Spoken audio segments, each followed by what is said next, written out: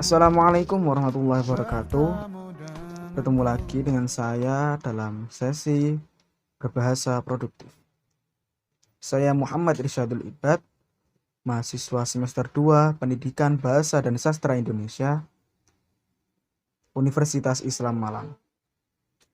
Pada kesempatan kali ini, saya akan mengajak Anda semua untuk berbicara mengenai bahasa Indonesia sebagai bahasa ASEAN.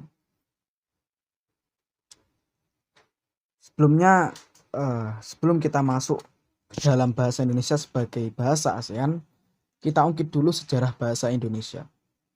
Bahasa Indonesia pada zaman dahulu sebelum kedatangan Portugis adalah bahasa Melayu. Jadi asal muasal dari bahasa Indonesia adalah dari bahasa Melayu.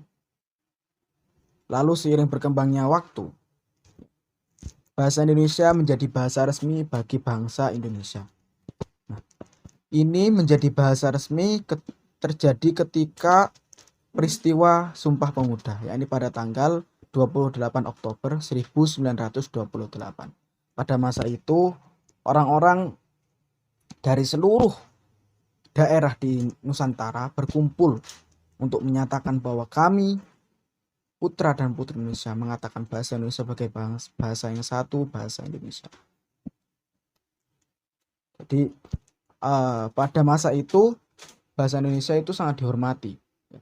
Bahasa Melayu atau bahasa Indonesia itu dianggap sebagai bahasa yang terhormat di kalangan bangsa Barat dan bangsa Timur.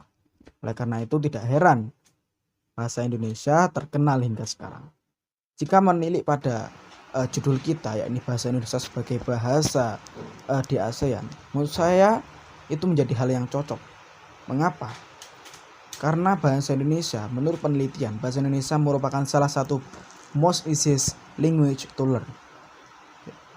Salah satu bahasa yang paling mudah untuk dipelajari oleh orang selain orang Indonesia.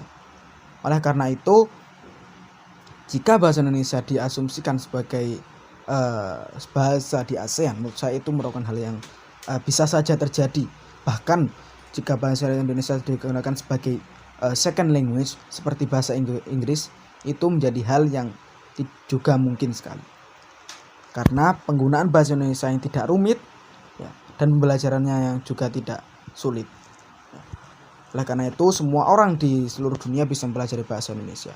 Karena latar belakang dari bahasa Indonesia itu sendiri yang dulu memang banyak digunakan oleh orang-orang bangsa Timur dan bangsa Eropa. Jadi kurang lebih seperti itu. Sekian dari saya, kurang lebih mohon maaf. Wassalamualaikum warahmatullahi wabarakatuh.